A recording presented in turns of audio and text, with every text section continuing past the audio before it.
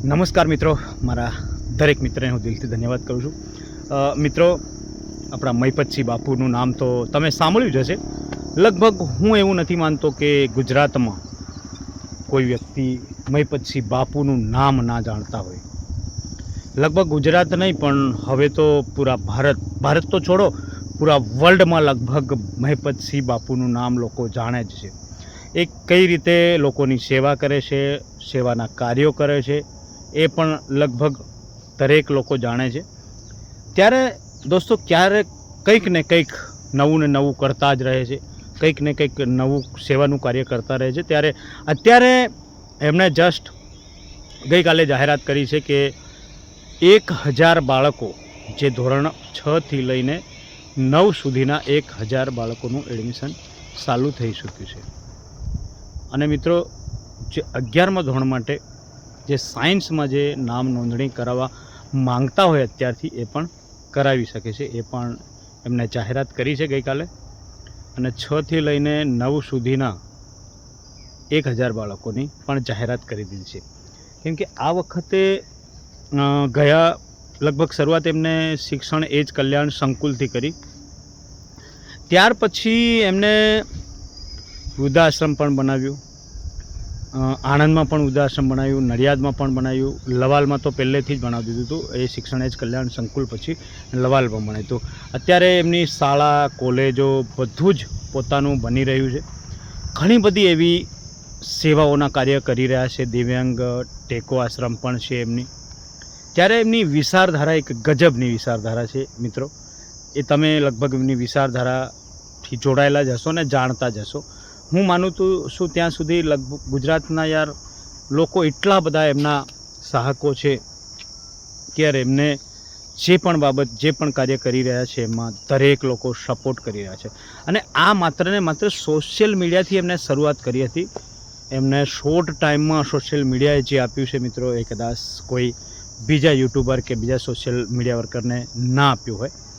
પણ મહિપતસિંહ બાપુએ પણ એટલું ખૂબ સારા કાર્ય કર્યા છે, જે સોશિયલ મીડિયાના માધ્યમથી પણ એટલા બધા ખૂબ સારા કાર્ય કર્યા છે, સરાહનીય કાર્ય કર્યા છે દોસ્તો, કે ખરેખર એક વિચાર એવો આવે કે કદાચ ભગવાન પણ ઉપરથી આવીને આટલું કદાચ ના કરી શકે, આટલી સેવાઓ લોકોની ના કરી શકે.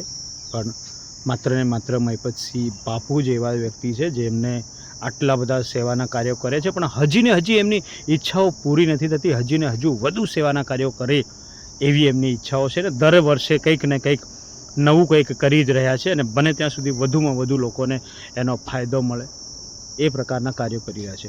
હું તો માનું છું કે મહિપતસિંહ ચૌહાણ જે બાપુ છે ને, એમની વિચારધારા એવી છે કે લોકોનો વિચાર જ્યાંથી પૂરો થઈ જાય છે ને, ત્યાંથી મહિપતસિંહ બાપુનું દિમાગ સ્ટાર્ટ થાય છે. એટલે કે મહિપતસિંહ બાપુના વિચાર ચાલુ થાય છે દોસ્તો. મને એવું લાગે છે પર્સનલી.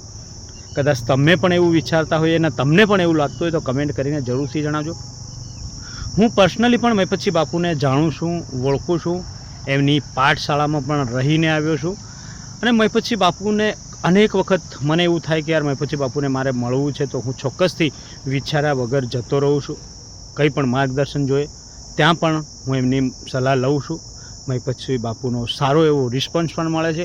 એવું નથી મિત્રો કે મારા સાથે જ એવું છે. કોઈ પણ વ્યક્તિ, જરૂરિયાતમંદ વ્યક્તિ ત્યાં જાય છે આશા લઈને, તો એ કોઈ પણ વ્યક્તિને નારાજ કરતા નથી અને એમને સચોટ અને સાચી સલાહ પણ આપે છે. એ કોઈ પણ ફિલ્ડ બાબતની ચર્ચા હોય, ગમે તે બાબતનું નોલેજ જોતું હોય, મદદ જોઈતી હોય, તો પણ વિચાર્યા વગર એ મહેનત આપણી પાછળ ખૂબ મહેનત નિસ્વાર્થ ભાવે કરે છે.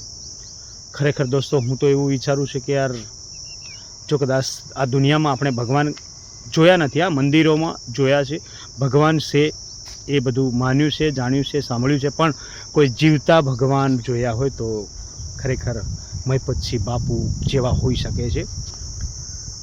તમે મહિપતસિંહ બાપુને ભગવાનનો દરજ્જો પણ આપી શકો છો. મેં તો ઘણા એવા લોકોને જોયા છે કે બાપુની બાધાઓ લે છે, બાપુ વિશે ઘણી બધી કે હું આ થઈ જઈશ તો બાપુને આટલું દાન આપી, અથવા તો શિક્ષણ એજ કલ્યાણ સંકુલમાં જઈને આટલું યોગદાન આપીશ. અને ખરેખર એ કાર્યોમાં સફળ થતાં પણ આપણે લોકોને જોયા છે દોસ્તો. તો સેવા અનેક પ્રકારથી કરી શકાય છે. એવું નથી મિત્રો કે સેવા તમે કોઈ જગ્યાએ જઈને મંદિરોમાં દાન કરો અથવા કોઈ જગ્યાએ જઈને કંઈ પુણ્ય કરો યા કોઈને જમવાનું જમાવો, માત્ર એ સેવા નથી, સેવા અનેક પ્રકારથી કરી શકાય છે. તમે મહીપતસિંહ બાપુના સંકુલમાં જઈને દાન કરો, એ સૌથી મોટામાં મોટી સેવા એ છે કે જે મા બાપ વિનાના બાળકો છે એ અભ્યાસ ત્યાં કરે છે, વિનામૂલ્યે અભ્યાસથી લઈને બધું સંપૂર્ણ ખર્ચ મહીપતસિંહ બાપુ ઉઠાવી રહ્યા છે.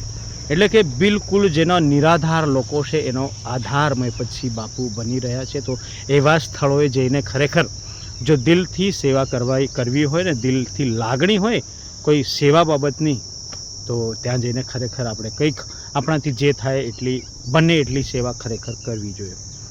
કેમ કે કોઈ વ્યક્તિ આજ સુધીમાં મેં દુનિયામાં એવા વ્યક્તિ જોયા નથી જે નિસ્વાર્થ ભાવે આટલા બધા સેવાના કાર્યો કરે. દરેક લોકો કંઈક ને કંઈક એમનો ફાળો, કંઈક ને કંઈક એમનો ફાયદો જોતા હોય છે દોસ્તો. પણ મહીપતસિંહ બાપુને કઈ રીતે આ વિચારો આવ્યા, કયા પ્રકારે આ કાર્યો કરી રહ્યા છે એ મને સમજ નથી પડતી. પણ હું પર્સનલી મહીપતસિંહ બાપુને હવે મળવા જાય ને મિત્રો, અને જો એમના પાસે ટાઈમ હશે મારા સાથે થોડી ચર્ચા કરવાનો, તો હું ચોક્કસથી આ ચર્ચા કરીશ કે બાપુ તમને કઈ રીતે આ વિચારો આવ્યા આ બધું કરવાના. આ બાબતની હું ચોક્કસથી એમના મોઢેથી હું સાંભળવા માગું છું અને એમને પૂછવા પણ માગું છું મિત્રો. તો હું આશા એવી કરું છું કે તમે જલ્દીથી જલ્દી વિડીયો શેર કરો ને મહીપતસિંહ બાપુ સુધી જવો જોઈએ. એટલે હું પ્રશ્ન નહીં કરું એની પહેલાં મહીપતસિંહ બાપુ કોઈક આવો વિડીયો બનાવી દે એવી પણ હું આશા રાખું છું.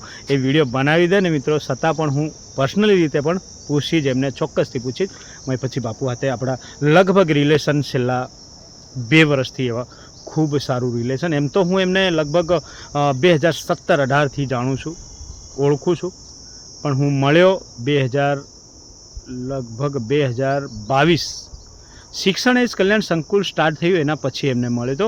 અને શોર્ટ ટાઈમ એટલે કે 2 વર્ષથી લગભગ વધારે કોન્ટેક્ટમાં રહું છું.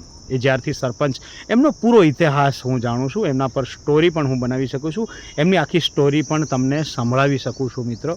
તો એ સ્ટોરી પણ સંભળાવીશ, જો તમારો સાથ સહકાર મળ્યો તો એ સ્ટોરી પણ હું સંભળાવી દઉં છું. જેથી મારો વિડીયો તમને ગમ્યો હોય તો લાઇક શેર સબસ્ક્રાઈબ જરૂરથી કરજો. અને જે ખાસ કરીને મિત્રો નોંધ લેજો કે યાર જે લોકોને એડમિશન કરાવે જલ્દીથી જલ્દી જઈને એમની નામ નોંધણી કરાવી શકે છે. સ્ટાર્ટ થઈ ચૂક્યું છે મિત્રો.